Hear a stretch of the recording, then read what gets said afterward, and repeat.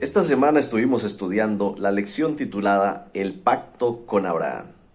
Había un texto para memorizar que está en Génesis 15:2 y dice: y respondió Abraham: Señor Jehová, ¿qué me darás, siendo así que ando sin hijo, y el mayordomo de mi casa es el Damaseno Eliezer? Bueno, en este texto para memorizar se expresa la preocupación que tenía Abraham. Él estaba esperando una promesa de parte del Señor, el cumplimiento de dicha promesa. Sin embargo, hasta ese momento, todavía el Señor no le había otorgado un heredero. Bueno, y el temor de Abraham era que el que fuese a heredar toda su fortuna o todo el legado de su familia fuese un siervo, el Damaseno Eliezer. Pero en este texto también se nos muestra una esperanza, y es que no sería el heredero un siervo. El destino de la simiente de Abraham no estaría en manos de un siervo, estaría en manos de su hijo. Asimismo, el destino de la humanidad no está en las manos de los siervos, de los seres humanos, está en las manos del Hijo, en las manos de Cristo Jesús. Hay 3 puntos fundamentales que quiero resaltar de la lección de esta semana. El primero de ellos es la fe versus las dudas. Abraham expresó su fe en la promesa que Dios le dijo. Le daría un hijo, un descendiente del cual saldría una nación grande. También hizo un pacto con Dios. Y allí ese pacto fue ratificado en una ceremonia del pacto. Cuando Dios pasó por en medio, en una llama de fuego, por en medio de los animales, era una simbología de un pacto que iba a ser inquebrantable. Los orientales en aquella época acostumbraban a hacer sus pactos partiendo un animal en 2 partes y pasando por en medio, lo que indicaba que aquel que incumpliese el pacto correría la misma suerte de dicho animal. Así que Dios de alguna manera está valiéndose del elemento cultural para decirle a Abraham que él no va a invalidar el pacto. Sin embargo, en medio de esa fe de Abraham, surgieron también las dudas, porque 10 años después, Abraham seguía sin hijo. Y luego, entonces, Abraham toma una decisión juntamente con Sara, y es tratar de solucionar por sí mismo la promesa del hijo.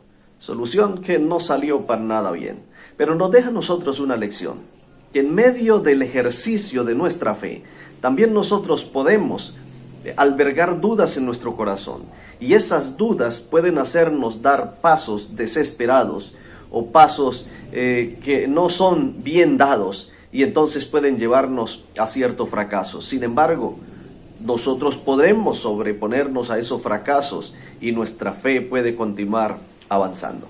El segundo punto que quiero resaltar es sobre el hijo y la señal del pacto. Dios estableció una señal del pacto para Abraham antes de que el hijo naciera, y fue la circuncisión. Si hay una característica de la circuncisión, es que trae consigo derramamiento de sangre. La palabra del Señor dice que sin derramamiento de sangre no hay remisión de pecados. Así que allí estaba implícito en este pacto el derramamiento de sangre.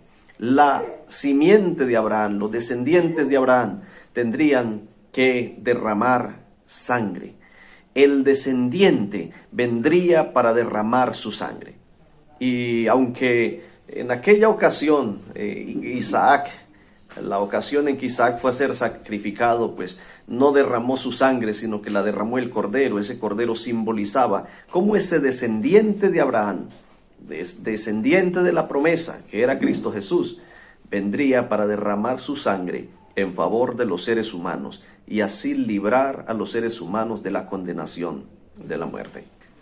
El hijo de la promesa logró la reconexión del hombre con Dios. Incluso la misma promesa reconecta al hombre con Dios. Dios mismo viene, establece un diálogo con Abraham y con Sara y muestra allí o da la promesa de un hijo, de un heredero. Así que ese hijo establece o restablece una conexión del hombre con Dios.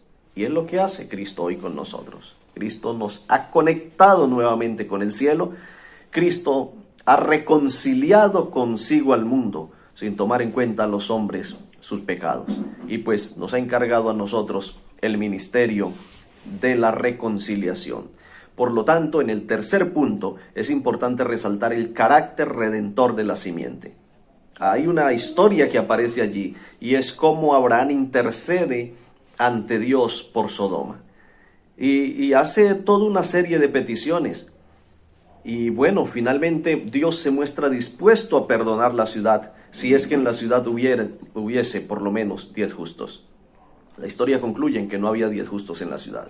Pero esa intercesión de Abraham por Sodoma es una prefiguración del carácter misionero e intercesor de la simiente de Dios en la etapa final de la historia de esta tierra, antes de la destrucción del mundo. Y es que la historia de Lot muestra cómo Dios mismo estuvo dispuesto a enviar a sus siervos, a sus ángeles, y estos apresuraban a Lot y a su familia con el objetivo de sacarlos antes de la destrucción. Sin embargo, también muestra que los que no hicieron caso a la advertencia o no quisieron, pues no fueron salvados de la destrucción. Antes de la destrucción de este mundo, Dios le ha dado a la simiente, Dios le ha dado a su pueblo la oportunidad de advertir a este mundo. Le ha dado un mensaje de advertencia al mundo. Los que hagan caso del llamado de advertencia serán salvados. Pero cuidado, Dios no salvará a nadie que no quiera ser salvado. Hay una teoría que está tomando vuelo dentro del cristianismo y es la teoría del universalismo. El universalismo señala que Dios no va a destruir a nadie y que Dios al final del tiempo va a salvar a todo el mundo. Sin embargo, esto choca con el carácter no intromisivo de Dios. Dios da libre elección, da libre albedrío para que aquel que quiera ser salvado pueda ser salvado. Advierte al mundo y durante mucho tiempo ha estado advirtiendo al mundo. Y en la etapa final de la historia de esta tierra el Señor advertirá con potente voz, con fuerza, a través del triple mensaje angélico, para que el mundo y aquel que no quiera ser destruido no sea destruido. Esa es otra de las características de la simiente de Abraham. Por último, vale la pena reflexionar. ¿Qué características tenemos o tienes tú de la simiente de Dios? Las características que la simiente muestra en la lección de esta semana era la fe en la promesa, el derramamiento de sangre que simboliza la justicia de Cristo y también la misión al mundo. ¿Cuál de esas características, o todas, o alguna de ellas, está presente en nosotros? ¿Tenemos fe en la promesa? ¿Creemos las promesas de Dios? ¿Tenemos fe en la promesa de su Hijo Jesucristo? ¿Tenemos fe en ese Jesús que vino, murió, resucitó, ascendió al cielo, intercede por nosotros y vendrá otra vez, y creemos en la suficiencia de su justicia? Por otro lado, creemos en ese derramamiento de sangre de Cristo Jesús y creemos que la sangre de su Hijo Jesucristo nos limpia de todo pecado. Vivimos una vida cristiana feliz y agradecida en los méritos de Jesús. Y por último, estamos involucrados en la misión. Estamos anunciando al mundo y quizá hasta rogando al mundo para advertirle de la inminente destrucción que vendrá. ¿Qué me darás, Señor?, dijo Abraham, siendo que no tengo hijo, y lo pregunta con el miedo de que su heredero quedase el Damaseno Eliezer. Nuestra herencia no está soportada en un siervo. Nuestra herencia está soportada en el Hijo de Dios.